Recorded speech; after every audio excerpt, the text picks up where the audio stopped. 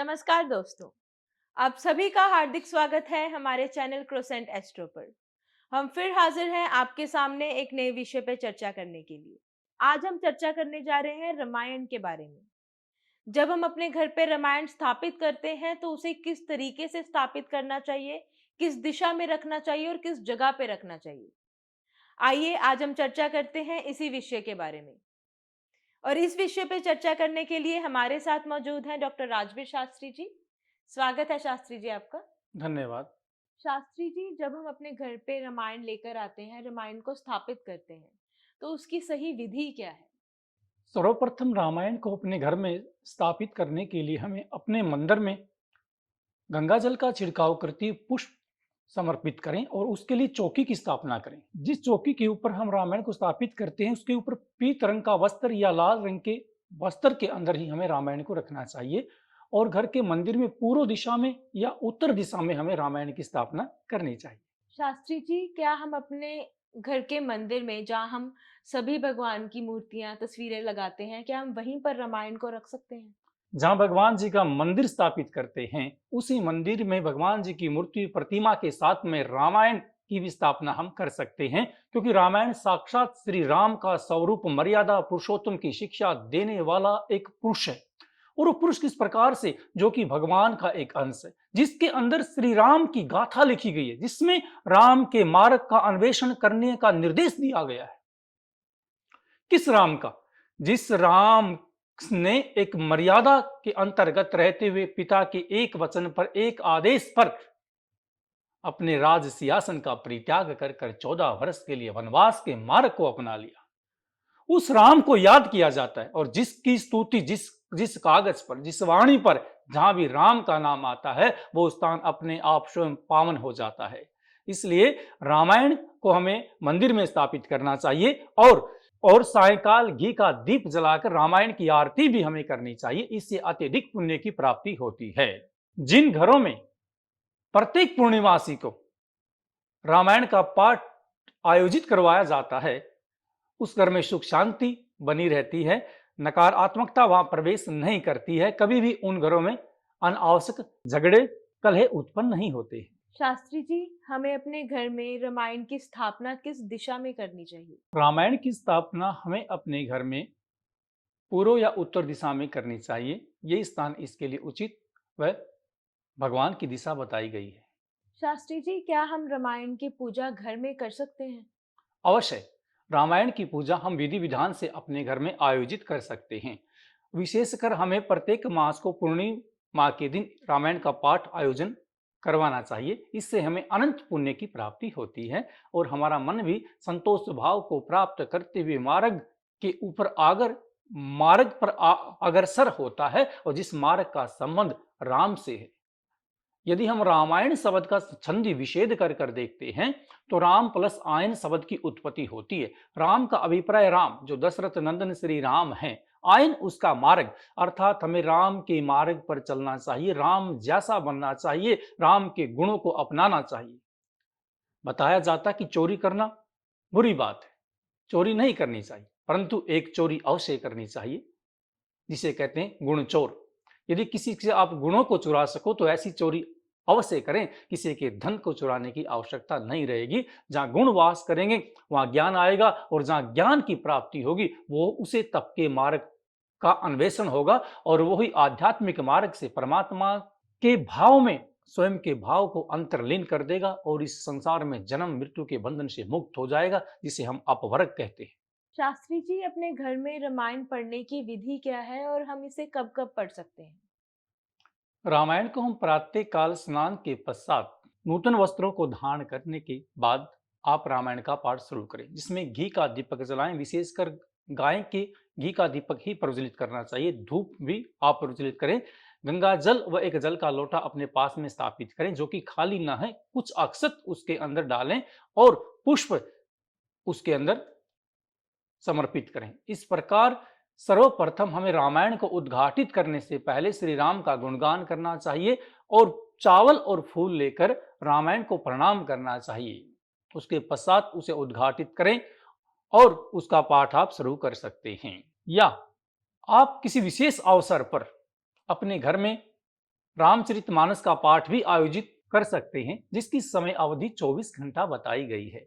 अर्थात जो पाठ आज आपने 9 बजे प्रारंभ किया प्रातःकाल, वो अग्रिम दिन प्रातःकाल ही रामायण का भोग संपन्न होगा। उस पाठ की समाप्ति के पश्चात ही स्त्रियां घर में कीर्तन करती हैं, श्री राम के भजन गाती हैं और आरती के पश्चात उस भोग को विभिन्न लोगों में वितरण किया जाता है, ब्राह्मणों को भोजन कराया जाता है, कन्याओं को दान दिया जाता है। इस प्रकार के भाव से हम रामायण का पाठ अपने घर में रखें, पर जब भी रामायण की समाप्ति हो उसका भोग अवश्य डालें। इसी से हमें उस रामायण पाठ के पुण्य की प्राप्ति होती है और मन में संकल्प अवश्य धारण करें। मैं जितनी भी चौपाई, जितने भी श्लोक में रामायण पाठ का अध्ययन करता हूं, इसका फल पूरे विश्व कल्याण के लिए मैं समर्पित करता हूं, क्योंकि जो दूसरों के लिए मांगता है परमात्मा उसे स्वयं ही दे देते हैं। शास्त्री जी, रामायण में सुंदरकांड का पाठ करने से हमें क्या लाभ मिलता है? सुंदरकांड से हमारा अभिप्राय बजरंगबली जी से, जो कि श्री रामचंद्र के अति घनिष्ठ भगत है। कहते हैं यदि हनुमान जी को कोई पीड़ा हो तो उसकी आघात श्री राम के हृदय में गूंजती है। यदि कोई राम का जयकारा बोलता है तो बजरंगबली जी के कानों में उसकी ध्वनि गुंजयमान होती है, अर्थात वो आशीर्वाद देते हैं। इतना घनिष्ठ संबंध श्री राम और बजरंगबली जी के बीच में है। इसलिए जो भी अपने घर में मंगलवार के दिन, शनिवार के दिन सुंदरकांड के पाठ का आयोजन करता है, उसको अत्यधिक पुण्य की प्राप्ति होती है। उसके बाधित कार्य प्रारंभ हो जाते हैं। यदि किसी कार्य में बार बार रुकावट आती है तो वो रुकावट आनी बंद हो जाती है। यदि घर में किसी प्रकार की अनावश्यक भाव उत्पन्न होते हैं, नेगेटिव वाइब्रेशन है, वो भी वहां से समाप्त होती है, क्योंकि भूत पिशाच निकट नहीं आवे, महावीर जब नाम सुनावे। इस प्रकार के जब भाव रखकर सुंदरकांड का पाठ हम अपने घर में आयोजित करते हैं तो अनेकों प्रकार की बाधाएं हमारे घर से दूर चली जाती हैं और घर के अंदर विराजित रहने वाले व्यक्तियों के भाव कल्याण में व्यतीत होते हैं। बजरंगबली उनकी रक्षा करते हैं। शास्त्री जी, रामायण का पाठ प्रतिदिन करने से हमें अपनी परेशानियों से निजात कैसे मिल सकता है?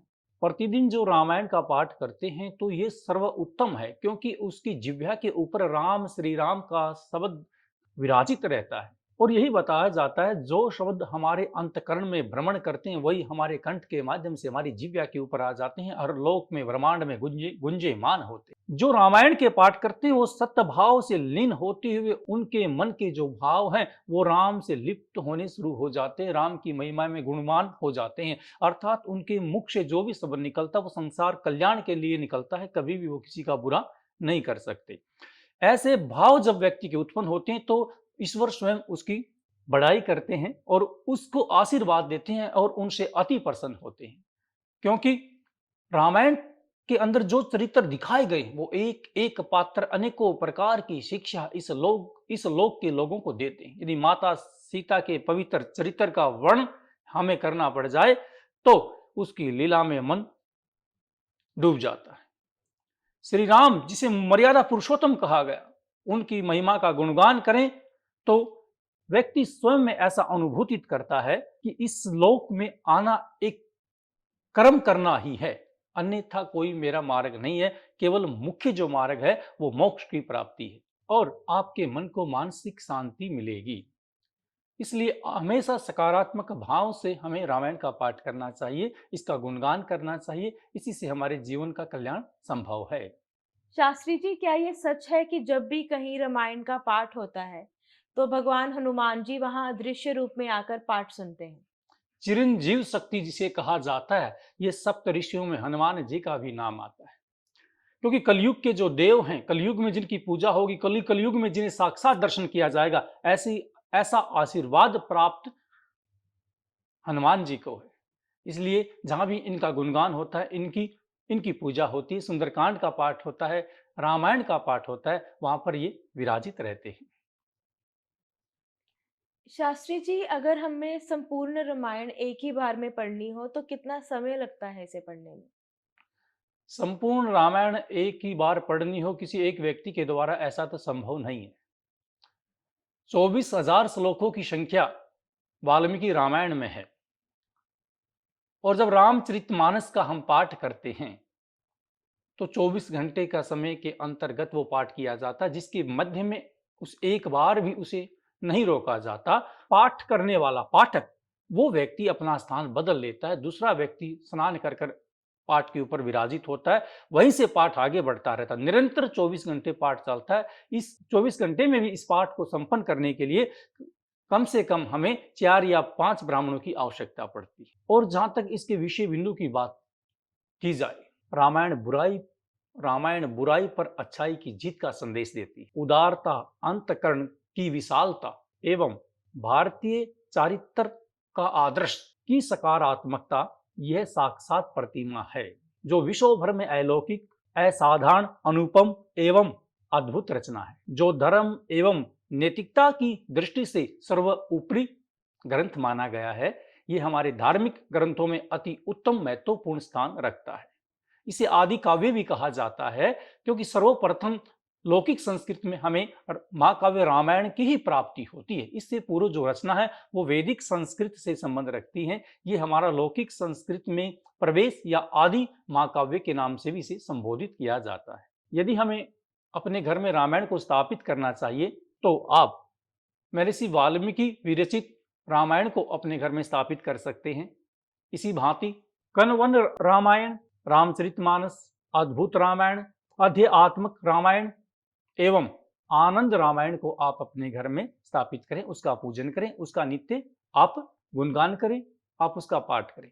ये कि एक ही दिन में संपन्न न हो सके तो आप एक अध्याय, कुछ चौपाई नित्य करें। इसी भांति से शनि शनि जब भी उसका संपन्न हो, उस दिन आप भोग डालते हुए रामायण का घर में भजन करें, कीर्तन करें।